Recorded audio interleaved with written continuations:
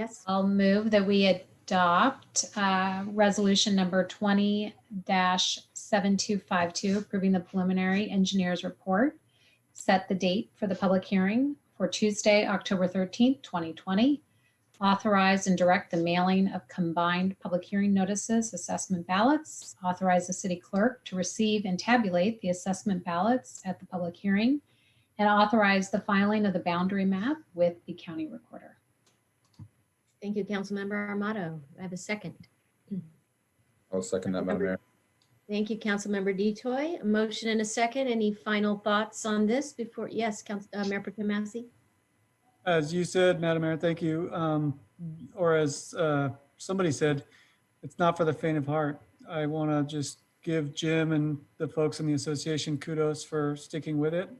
These are obviously projects that require many hoops to be jumped through. I got your letter. I'm sure we all did. I appreciated how clearly you laid out the diligence and multi-year effort that you've undertaken. So I give you enormous credit for sticking with it. Thank you, Madam Mayor. Oh, well said. All right, any final thoughts before we vote? All right, let's call the vote, please, Mr. City Clerk. Thank you, Madam Mayor. Councilmember Armato, Aye. Councilmember Detoy, Aye. Councilmember Fangari, Aye. Mayor Pro Tem Massey, Aye. and Mayor Campbell. Aye. The item passes by unanimous consent. All right, another hoop. Thank you. Marnell, that was very, very informative. Appreciate it. You. I've learned a lot. Yeah, I can imagine. All right, and we move on. Thank you, Madam Mayor. That takes us to item 6E, consideration and adoption of a resolution approving a memorandum of understanding between the cities of Hermosa Beach, Manhattan Beach, and Redondo Beach regarding the implementation of the South Bay Beach Cities Homelessness Project. And assistant to the city manager, Nico De Andraskia, will provide this report.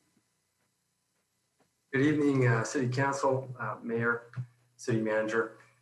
By now, you've certainly heard staff present on this issue on several occasions, most recently at the Mayor's State of the City address.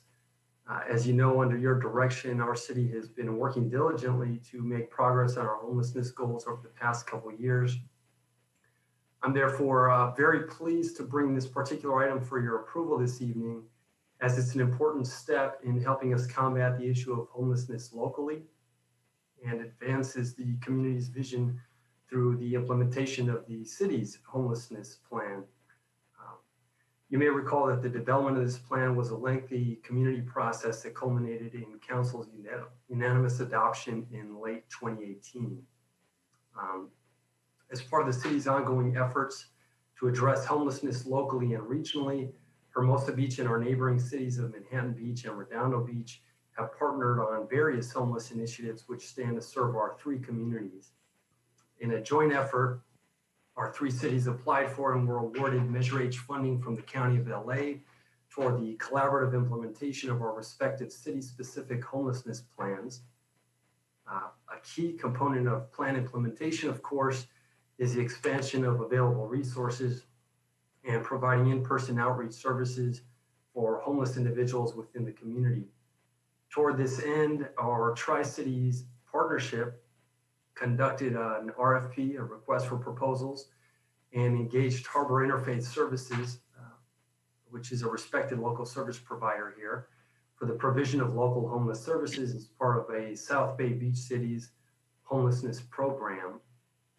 And as the lead agency of the project, and in an effort to immediately put to use county funding, the city of Manhattan Beach approved a subcontract with HIS and the county to begin providing services at the beach cities. The resolution, therefore, that is up for City Council's consideration this evening approves a memorandum of understanding between our three cities, which formalizes this arrangement and provides for the implementation of the South Bay Beach Cities Homelessness Project. This project will continue at least until February 28th of next year, with the possibility of future extensions pending ongoing funding from the county. And in fact, just yesterday, I believe we received notice from the county that the program may continue at least through summer of next year. So since they've begun serving our communities, Harbor Interfaith's on-the-ground homeless outreach and dispatch services has resulted in some great outcomes. These experts work every day in our communities to connect people in need with resources such as emergency shelter and long-term housing, medical and substance abuse services, and employment opportunities. One specific outcome of this partnership that I'd like to highlight is that since January of this year, our outreach workers have been able to place 13 individuals into interim housing. That's no small feat, as you know. And this interim housing has allowed these individuals to have a stable place to live while receiving meaningful case management. So there's no question that these strategies are critical now more than ever as tools within our toolbox in addressing homelessness, both locally and regionally. Here in Hermosa Beach, while our numbers have remained largely stable over the past 5 years, according to our annual point-in-time homeless count, those have typically remained in the 20s. The year-on-year increase across LA County has certainly contributed to a continuous churn of individuals experiencing homelessness in our community. So in the midst of this pandemic, Los Angeles County has seen an approximate 13% increase in homeless over the past couple months alone, which means approximately 66,000 individuals are homeless throughout the county on any given night. Here locally, our reported numbers saw a slight increase from 25 to 29 reported homeless during our 2020 point-in count that was conducted in January. While visible homeless individuals counted by our volunteers were lower than in previous years, the number of vehicles in our community that were assumed to have been housing individuals has in fact increased. One should keep in mind, however, that these numbers fluctuate throughout the year and also take into consideration standard equations that are applied by the county. So these numbers are most useful as countywide tracking measures and as a true describer of how homelessness impacts our community. There's no question that as a small, dense community, homelessness in our city may be a more visible and impactful issue than in some larger suburban cities to the north, south, and east. So while our capita numbers remain some of the lowest in the county, that's something to keep in mind. So this only further highlights the importance of continuing the partnerships we've established, leveraging our various resources, and applying a multi-pronged approach to addressing these issues. Staff this evening is therefore enthusiastically recommending that Council approve the MOU with our partner cities so that we may continue the good work of our teams and move forward with this Beach Cities program. If there are any questions, I'm certainly available to entertain these at this time. I should also mention that our wonderful program coordinator from Harbor Interfaith Services, Brianna Jayaram, is also on the line, and she's available certainly to answer any questions or speak further to the program if Council so desires. Madam Mayor, that concludes staff's report. Thank you so much. Oh, great. That was a great report. Thank you, Nico. I have just one question, and it's a curiosity about whether or not those who really are working full-time and on, homelessness throughout the county, given what we're experiencing with regard to the economic impacts of this public health emergency, have there been any kind of predictive insights about what they anticipate in terms of people who, are we expecting any kind of particular growth, or do they just have no sense of that yet? I don't know of any official numbers or predictions that have been put out there. Perhaps Brianna could speak to that further if she so desires. I will say that we have been placing into permanent and temporary housing record numbers of individuals in this year alone, and that's in part due to some of the programs that were initiated at the county, Project Room Key, CARE, and others, not to mention the efforts of cities since implementation of some of these programs as a result of Measure H funding that allowed so many of us to develop these plans and establish some of these partnerships with our neighboring jurisdictions. So despite all that, we are still seeing pretty significant increases at the county level, even in the South Bay, even though, again, our numbers have been relatively stable. Some of our neighbors have seen little to no growth. Again, those are just point in time data sets that we receive. Time will tell, unfortunately, and who's to say where we'll be at by our next homeless count in January. Who's to know exactly how we'll go about doing that if the current circumstances with the pandemic continue, whether we'll have to delay that. So anyways, suffice that to say that the numbers are changing. The facts that we've seen, the data that we've received, even with the housing increases, have not been entirely encouraging and just strengthen the argument that we have tonight for continuing some of these multi-pronged efforts that we have with our neighbors and partners. Right. And I meant to tie it not only to the economic impacts, but also the moratorium on evictions that's been in place and extended, but obviously won't last forever. I'm going to give Brianna an opportunity in case she wants to add in. You don't have to, but if you want to add anything, please feel free. Yeah, I second what Nico said. My name is Brianna Jardrum. I'm the regional coordinator for the adult coordinated entry system and oversee the project with the beach cities. And so we haven't seen any significant predictors as it relates to COVID-19 and the economic impact that it will have on the individuals and families that we serve. We certainly anticipate that it will.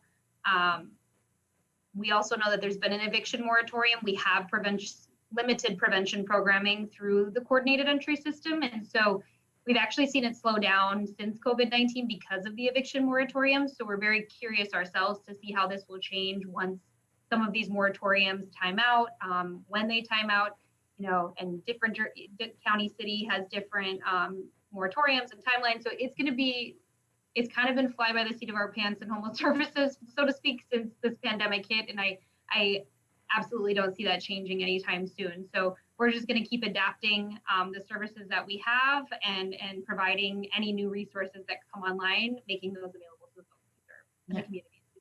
I really appreciate those insights. Thank you. It's helpful to hear them from you. All right, I'll turn to my colleagues and see if they have questions for Nico or Brianna.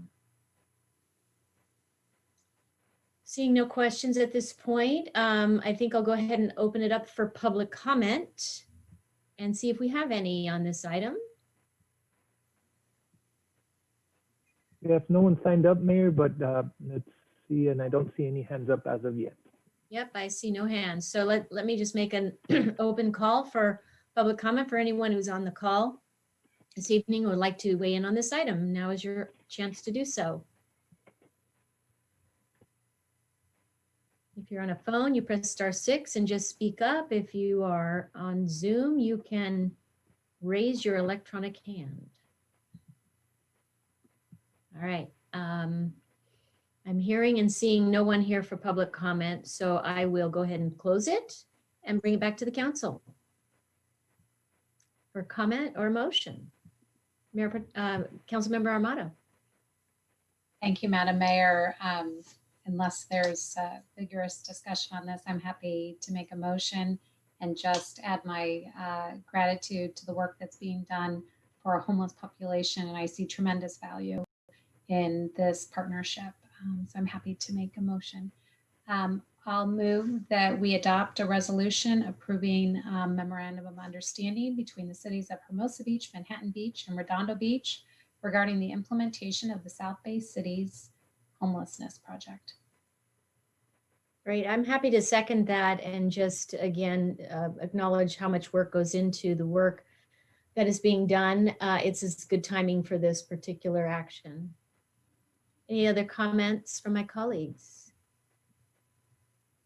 Seeing none, I think we can go ahead and call the vote. Mr. C. Clerk? Thank you, Madam Mayor. Councilmember Armato? Aye. Councilmember DeToy? Aye. Councilmember Fangari? Aye. Mayor Pro Tem Massey?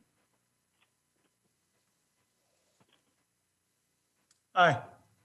Thank you, and Mayor Campbell. Aye. The item passes by unanimous consent. Wonderful. Thank you, Nico. Thank you, Brianna, for being here to lay all of that out for us.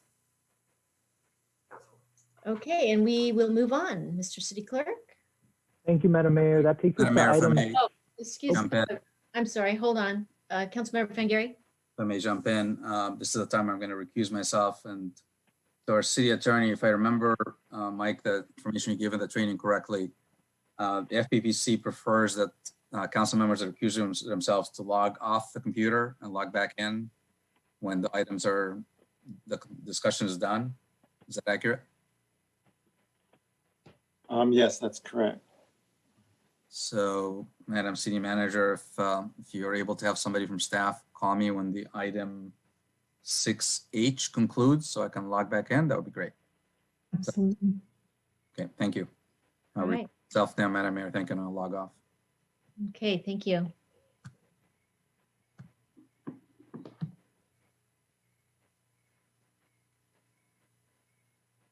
Okay, I believe we are good to go. I don't see Councilmember Fangari, who's now recused himself. So we are proceeding with municipal item 6F, Brown Act demand filed by Cameron Samimi pertaining to beach volleyball poles. And this report will be provided by City Attorney Michael Jenkins. Thank you, Eddie. Mayor, members of the City Council. The Ralph M. Brown Act is the state of California's open meeting law. It's known as the Brown Act, and it generally provides that meetings of public agencies like this city, subject to exceptions, must be open and public. The Brown Act is a procedural statute. It basically governs how we conduct our public meetings. The Brown Act provides for remedies in the event any person believes that a public agency, a local public agency, has committed a violation of the Act. There are 3 remedies, civil remedies. One of them is set forth in Government Code Section 54960.1. And it provides that if a person believes that the City Council has violated the Brown Act in certain ways, that person can demand that the City Council cure or correct its action. And that is the subject matter of this item tonight. We received an email from a Mr. Cameron Samimi alleging violations of the Brown Act. And in his letter, Mr. Samimi made a written demand that the city cure or correct the alleged violations. Mr. Samimi identified 2 alleged violations in his letter. One, that the city manager violated the Brown Act by removing volleyball poles from the city's beach because she acted independently of City Council's direction. The second allegation is that on July 14, 2020, the City Council discussed the decision to remove volleyball poles from the beach in closed session, which would not have been proper subject of closed session and without including the required information on the closed session agenda. On July 22nd, Hani Fangari, acting in his capacity as a private attorney on behalf of his wife, Dina Fangari, delivered a letter to the mayor and to myself joining in Cameron Samimi's Brown Act demand. Under the Brown Act, the city has 30 days within which to respond to the demand. Tonight is within that 30-day period, and that's why this item has been placed on tonight's agenda. So, responding to Mr. Samimi's demand, I first note that as a factual matter, to date, no beach volleyball poles have been removed from the beach. So the factual allegations in Mr. Samimi's demand are simply untrue. So that's, I think, a point that we have to consider at the outset. Second, with respect to his first assertion that the city manager acted solely and without direction from the council, I note that the city manager is not subject to the Brown Act. The Brown Act only covers the actions of legislative bodies, such as the city council. The Brown Act does not address the actions of individual city employees acting within their authority. Consequently, Mr. Samimi's first allegation is just completely without merit, because the city manager cannot violate the Brown Act because she's not subject to the Brown Act. And so long as she is acting within her authority, she can do so. I would say parenthetically that if the city manager determined as an emergency measure due to the existing COVID-19 emergency and based on enforcement issues on the beach, if she determined to remove volleyball poles as a measure to prevent the continued spread of COVID-19, that would be within her authority. But she hasn't done so yet. And in any event, were she to do so, it would not constitute a violation of the Brown Act. Second, with respect to Mr. Samimi's second allegation, the closed session on July 19th did not include a discussion of the removal of volleyball poles from the beach. In the staff report, I reproduce the entire closed session agenda, which lists all of the items listed on the closed session agenda of July 14th. The removal of volleyball poles is not on it. That subject was never discussed in closed session. You know that because you, members of the city council, you were in that closed session and you know it was never discussed. And in fact, you have unanimously, as a city council, approved the minutes of the July 14th closed session, which minutes disclose that that issue was never addressed in closed session.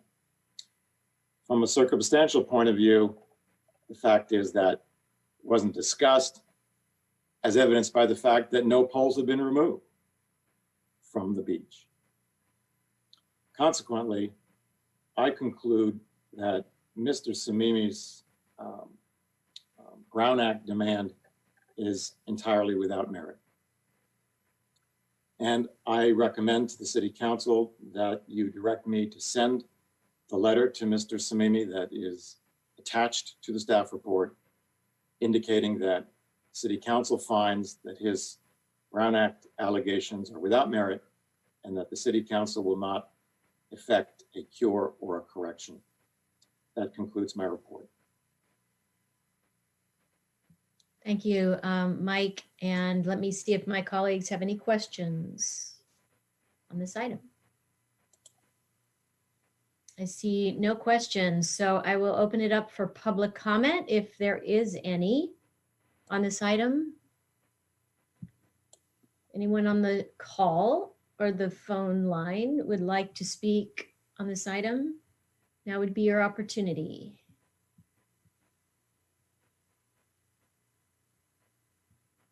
A dwindling audience. Okay, last call for public comment on this item. Now's your chance to speak. Seeing no one and hearing no one, I will close public comment and bring it back to the council for discussion or a motion. Councilmember Detoy. Thank you, Madam Mayor. Thank you to the city attorney for that great summary. Fully agree with everything you said.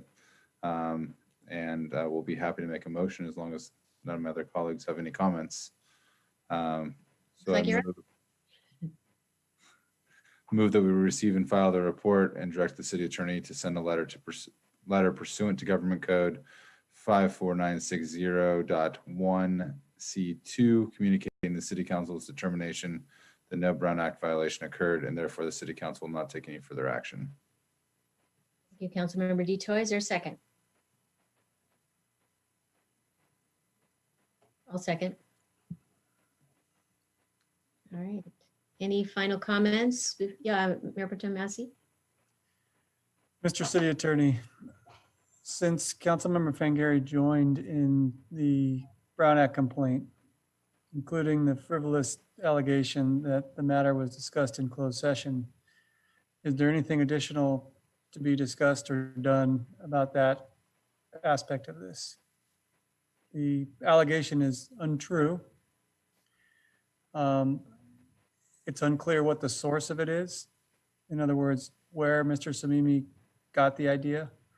But the joinder in the allegation by Councilmember Fangari troubles me.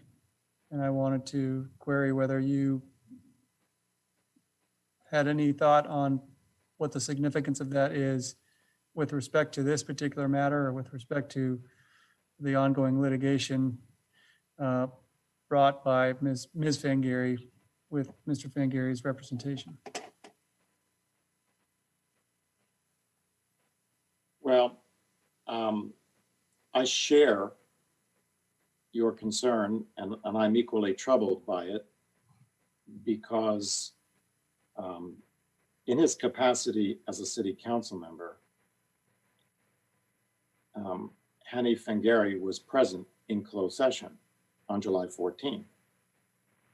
And he knows that that subject was not discussed in closed session. And he, in fact, participated in a vote to approve the minutes of that meeting, reflecting the fact that that subject was not raised or discussed in closed session. And yet, at the same time, in his capacity as an attorney representing his wife, he has joined in this complaint, which alleges falsely that the subject was in fact discussed in the closed session. It also alleges falsely that volleyball poles were removed from the beach. And so that is troubling. I don't think that there's anything to do relative to the litigation tonight. It's not really before you. I don't purport to speculate as to why Ms. Fangari has joined in the complaint, other than perhaps to include it in her ongoing litigation, notwithstanding that it's completely frivolous. But that would be pure speculation on my part, and I get the sense that that may be happening, but I don't know. With respect to what other actions the city council might want to consider or take, I think that would be a subject for another time. But you should certainly consider, or you can consider, that simply because it is very troubling to have a council member join in a complaint that he knows full well is false and casts, a false light on city council. Thank you, Mike. Thank you, Madam Mayor. Thank you, Mayor Pro Tem Massey. Councilmember Armato. Thank you, Madam Mayor. I'm absolutely supporting the motion, but I did want to make a comment about our colleague joining this complaint. And I think it needs to be said that our Councilmember Fangari is misleading the public that a Brown Act violation occurred when he knows for a fact that it had not. He knows that. He was in closed session with us and knows that we did not discuss this. And I want to express that this is concerning even on a deeper level because he, as an attorney, has an obligation, of course, to be truthful. And as a council member, he has an obligation to not mislead the public. And per the Attorney General and court's opinion, not represent an adverse position to the city he serves. So I'm very troubled by this, and I expressed that earlier in this meeting, and I continue to be concerned. Thank you, Madam Mayor. Thank you, Councilmember Almardo. I'll just simply add that it's incredibly disturbing. It feels intentional for a purpose that is not worthy of this body or an elected official. And I'll leave it at that. If there are no further comments, we do have a motion and a second to take action. I think we're ready to vote. Mr. City Clerk. Thank you, Madam Mayor. Councilmember Armato, Aye. Councilmember DeToy, Aye. Councilmember Fangari has recused himself, Mayor Pro Tem Massey, Aye. and Mayor Campbell. Aye. Item passes by unanimous consent, minus Councilmember Fangari, who has recused himself once again.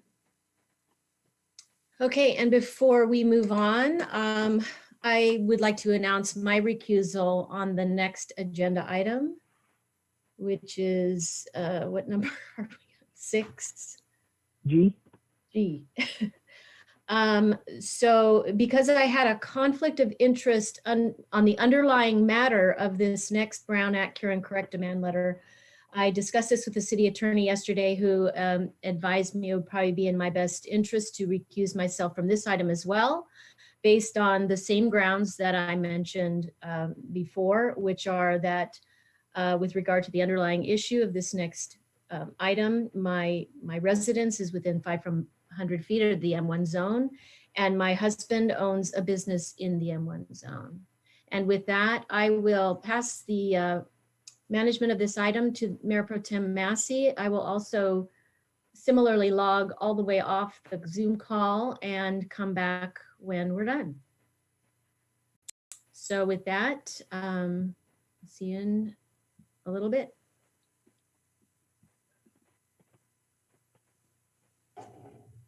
okay, Mayor Pro Tem, I believe I see Mayor Campbell is no longer logged on, so the floor is yours. Thank you, Thank you, Eddie. Mr. City Clerk, and I will thank the mayor, even though she's gone. I'm having trouble with my mute button. I need to work on my Zoom skills, but Mr. City Attorney, I'll turn it over to you for your report. Thank you, Mayor Pro Tem. Council. As I indicated in the last item, the Ralph M. Brown Act is the state's open meeting law, and its procedures govern the meetings of local legislative bodies, like the City Council. The Brown Act has remedial provisions. One of those provisions is Government Code Section 54960.1, which allows any person to assert that the City Council has committed a violation of the Brown Act and to demand a cure or correction of those violations. City Council has 30 days from receipt of the demand within which to act on it. Tonight is within 30 days of a Brown Act demand filed with the city by Mr. Ken Hartley. Mr. Hartley has asserted a number of alleged violations of the Brown Act in connection with actions taken at the City Council's February 25th, 2020 meeting and the City Council's June 23rd, 2020 meeting, both pertaining to a proposal to amend the text of the city's zoning ordinance relative to the M1 light manufacturing zone to allow for limited event permits by businesses in what's known as the Cypress District. This series of Brown Act allegations is a little bit more complicated than the previous one, so I'm just going to walk through them. But before I do that, I would note that once again, by way of a letter on his attorney letterhead dated July 22nd, Councilmember Fangari, in his capacity as an attorney, and as he indicated earlier in tonight's meeting under announcements, joined in Mr. Hartley's complaint on behalf of his client, Dina Fangari, and as a consequence, as he indicated, has recused himself from this matter. With respect to the February 25th meeting, I note at the outset that the Brown Act requires allegations for a cure or correct to be made within 90 days. That's the maximum. Some have to be made within 30 days, some within 90, but 90 is the maximum. Mr. Hartley's demand was made more than 90 days after the February 25th meeting. As a consequence, it's void. Having said that, in my staff report, I do review Mr. Hartley's allegations, and I come to the conclusion that they are without merit. In effect, Mr. Hartley contends that at the February 25th meeting, the City Council opened a hearing on the zone text amendment, that the mayor improperly participated in it, even though she has a conflict of interest, that the mayor pro tem did not allow the public to comment on the continuation of that item, even though the mayor pro tem was not presiding over the meeting, and that the mayor pro tem himself failed to disclose a financial interest. So my response to those contentions is this. During the approval of the agenda portion of the meeting, I recommended that the City Council remove the item from the agenda entirely in order that the mayor pro tem could seek an opinion from the FPPC with respect to whether or not he had a conflict of interest. I had previously advised him that he did not. However, the day of the meeting, a resident, Jed Sanford, sent a letter contending that he had a conflict. And as a matter of prudence, the mayor pro tem decided that he wanted to ask the FPPC for a definitive opinion, which is his right to do. As a consequence, I asked for the item to be removed from the agenda, and it was. It was continued to the next meeting. The hearing item was never opened. The mayor never presided over the hearing. As a consequence, the allegations that there was participation, that there was a denial of public comment simply fall short because the item was simply removed from the agenda. With respect to the June 23rd meeting, the allegation is that Mayor Pro Tem, or that the mayor failed to fully disclose her conflict of interest, and that the Mayor Pro Tem failed to reopen the meeting for public comment after Councilmember Fangari disclosed during council deliberations following public comment that the mayor had not fully disclosed the extent of her conflict of interest. And with regard to those allegations, whether the mayor did or did not fully disclose her conflict of interest is not a Brown Act issue. It's not a Brown Act issue. Should she have? In my report, I indicate, yes, she should have. And indeed, at the following meeting, when the City Council considered the adoption of the ordinance, she did. And she did tonight. Second, but the fact that she only disclosed one of the two bases for a conflict of interest is simply not a Brown Act issue. So it doesn't raise a violation of the Brown Act.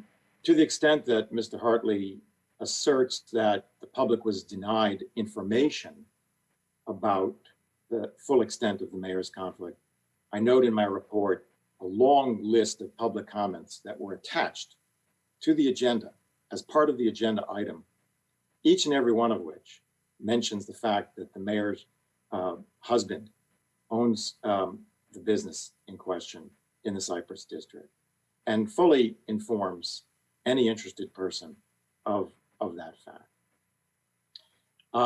Further, when Councilmember Fangari, after public comment on the public hearing, there were two public comments, neither of which addressed this issue of conflict of interest. After the closure of the public portion of the hearing, Councilmember Fangari first noted that he thought that the mayor had not fully disclosed the extent of her conflict.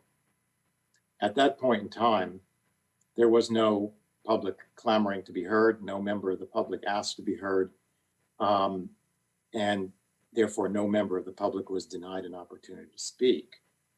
Consequently, there is no merit to the contention that Mayor Pro Tem had improperly failed to reopen for public comment. Mr. Hartley sent or delivered a letter to the city dated today as a supplement to the agenda. In that letter, Mr. Hartley says, I just want to quote, it is disappointing that the city has decided to simply avoid responding in a meaningful way to the issues I raised, but is instead ducking the very serious problems identified behind the assertion that the claims were not raised in time. Now, while I don't agree with the way he frames that statement, I do agree with the basic notion behind the complaint that he raises in his August 11 letter, which is that my report does not address the underlying issues that he's concerned about. It doesn't. Now, my report is not an exercise in opacity. And so to the extent that Mr. Hartley is contending that this is not a transparent process, I would say this. There is a reason why my report doesn't address the underlying issues that he identifies in his letter that he delivered today. And whether or not I agree with his opinions about those issues is not an issue here, and does not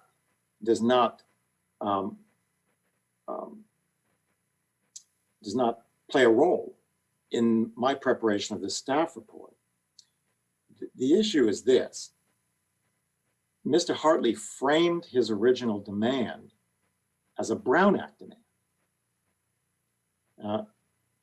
If you look at the first paragraph of his letter, he says, this is a Brown Act demand. If you look at the end of his letter, he identifies what he believes are violations of the Brown Act.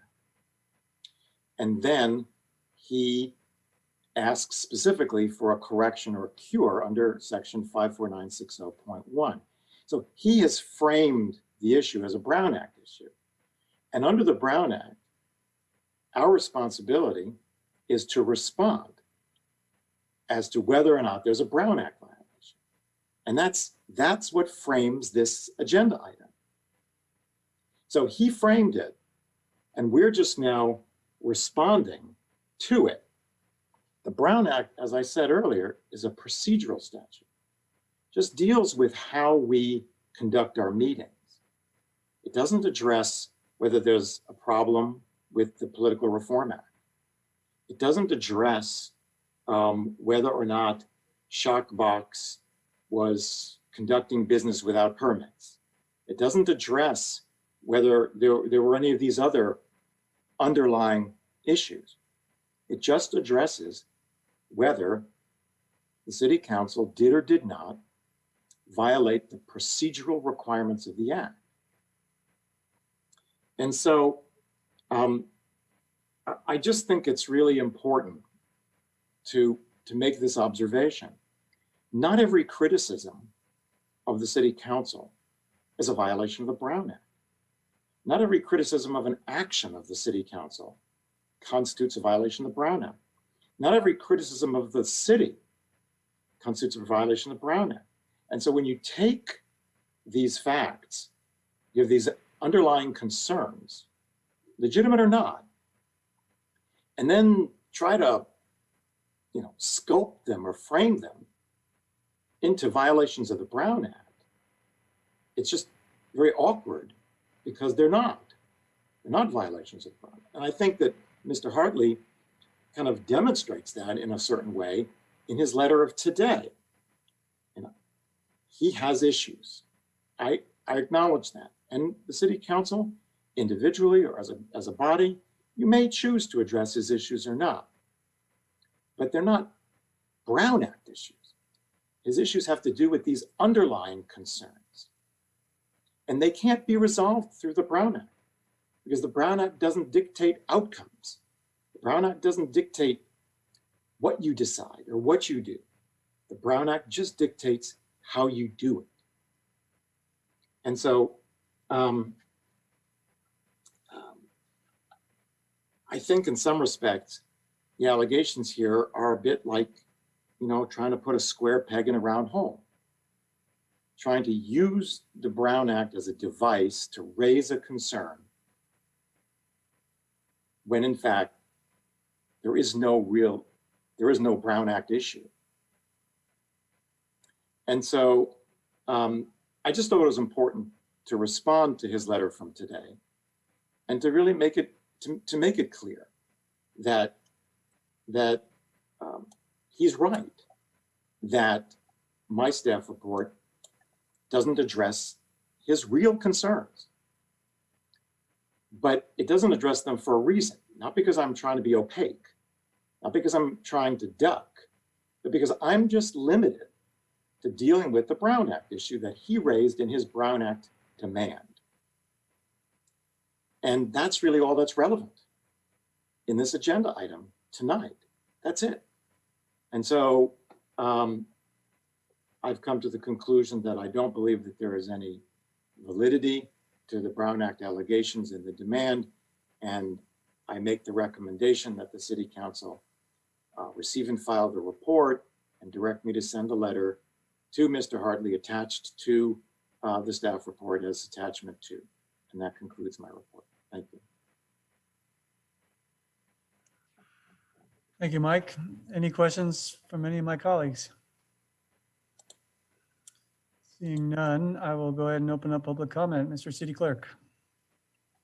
Thank you, Mayor Pro Temp. We have no one signed up for this item, and at this time, I don't see any hands raised, but if you would like to open it up for the public, give one last opportunity for anyone wishing to make public comment to do so, now would be the time. All right, anybody wishing to make public comment, please either do one of two things. Mouse down to the bottom of your screen and go to participants. That will bring up a dialogue on the right-hand side of your screen, and down in the bottom right corner, there is a button called raise hand. That will indicate to the city clerk that you want to comment.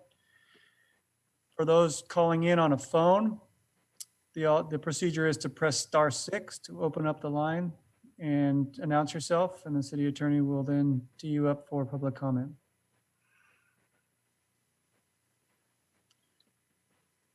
Last call for public comment. Seeing and hearing none, I will close public comment and bring it back to my colleagues for deliberation and a motion. Councilmember Armato. Thank you, Mr. Mayor Pro Tem. Mr. City Attorney, I just want a little clarification. I know the recommendation is to receive and file, but you gave an alternate cure, or that we could undertake a cure. What would that look like, and what would be the benefit of doing that?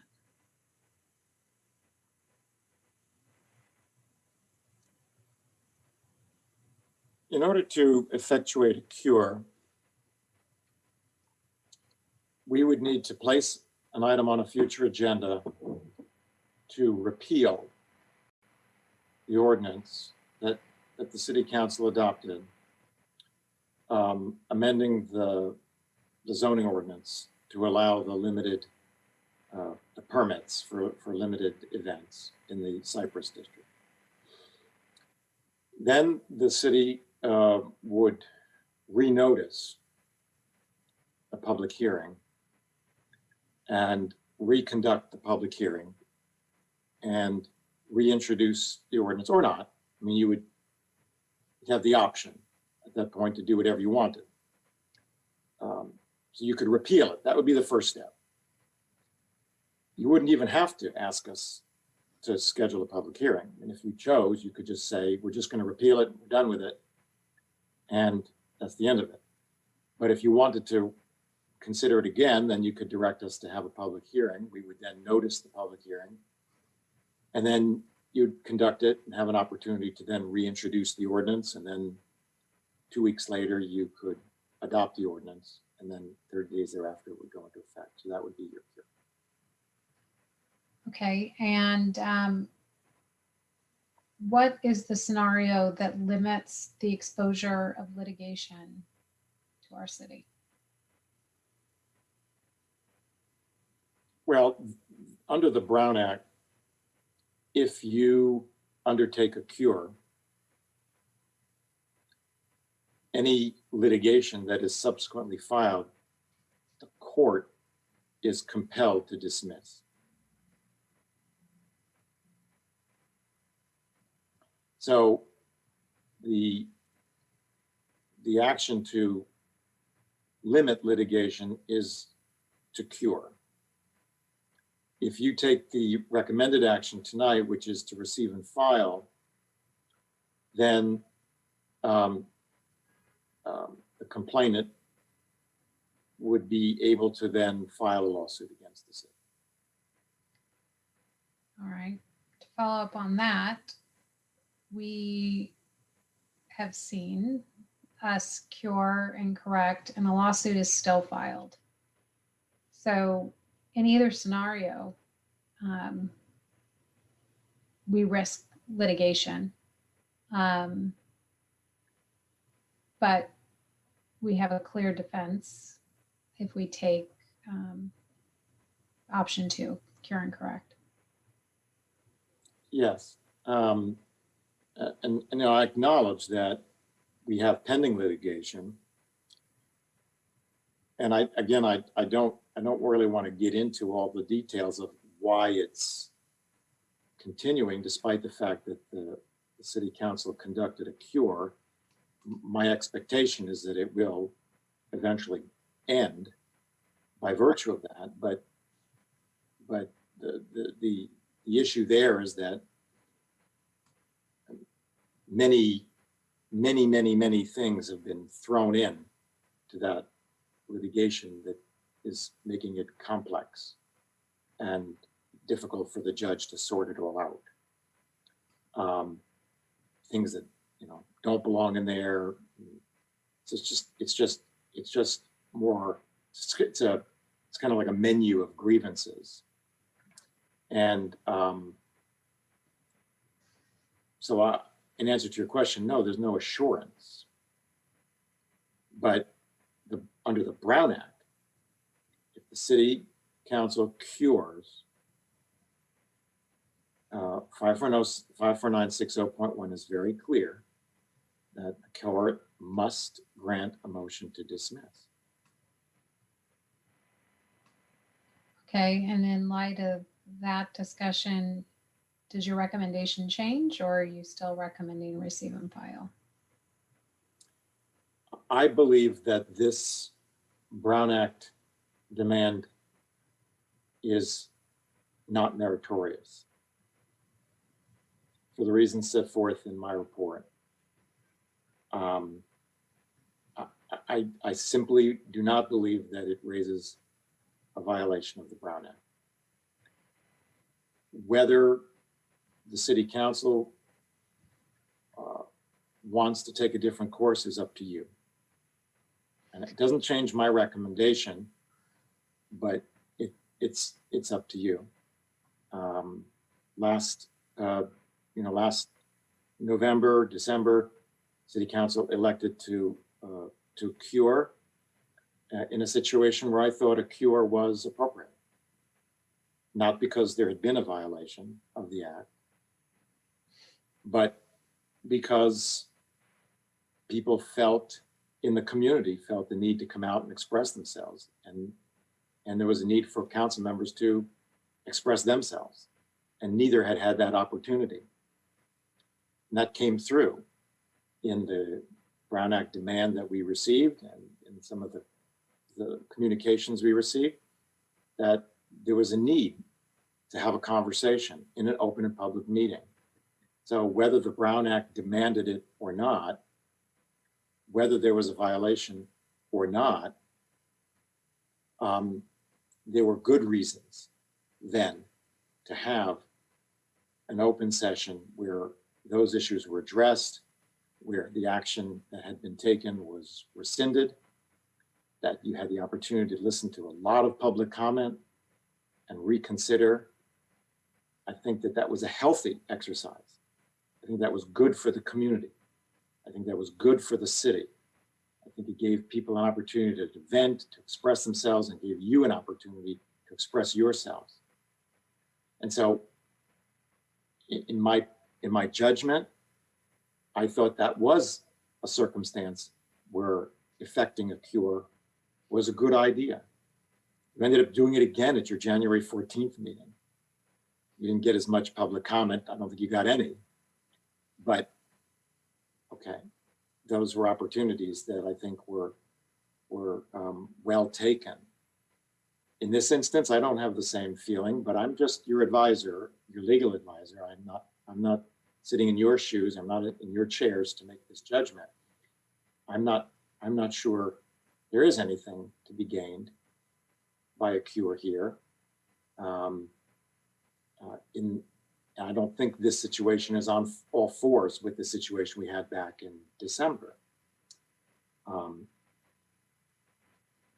I think that the underlying issues that Mr. Hartley raises are issues that he feels very strongly about. They're issues that, you know, he's expressed and a couple of other people have expressed, but I don't believe they're Brown Act issues. And so,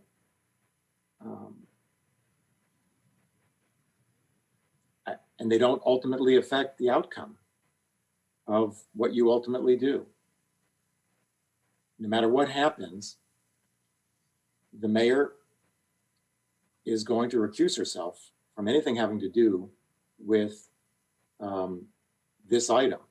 She already did. When this item came to the city council in June, on June 23rd, she recused herself. Now, she didn't identify both grounds for the recusal as she should have, but she did recuse herself and she did not participate. So she did not in any respect taint those proceedings. She simply did not participate.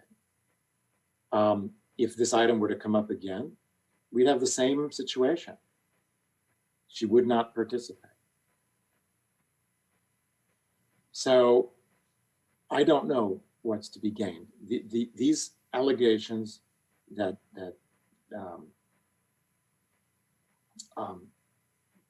Chalkbox was permitted to have events and did not have a permit, et cetera, have been made before. We've responded to them. The community development director, who's in charge of code enforcement, has responded to them.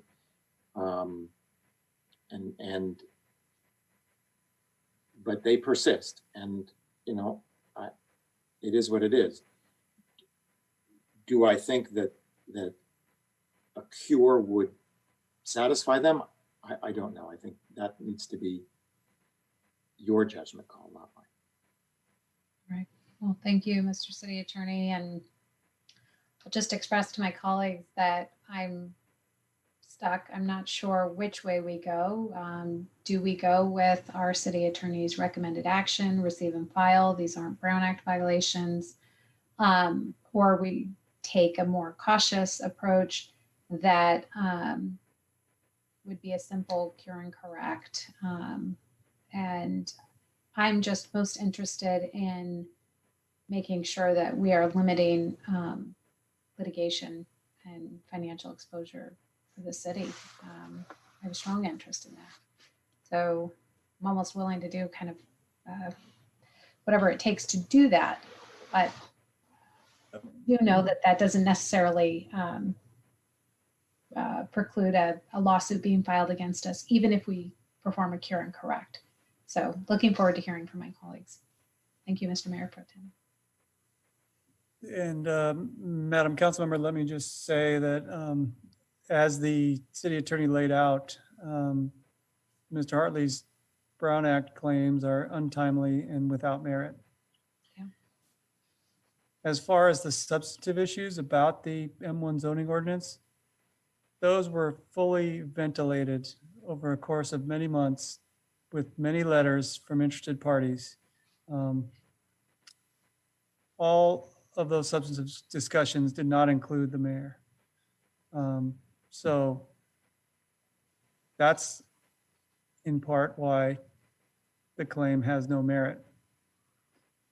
To give it credit by going back and rescinding the vote and redoing it or reconsidering it is not something that I think is warranted in the situation. I think if Mr. Hartley were foolish enough or anybody else was foolish enough to file suit under the Brown Act, at that point would be the time to consider the option of curing it to force the dismissal of the litigation.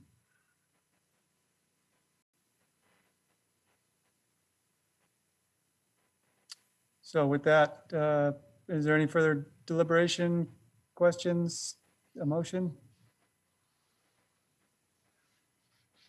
That's simply my take on it.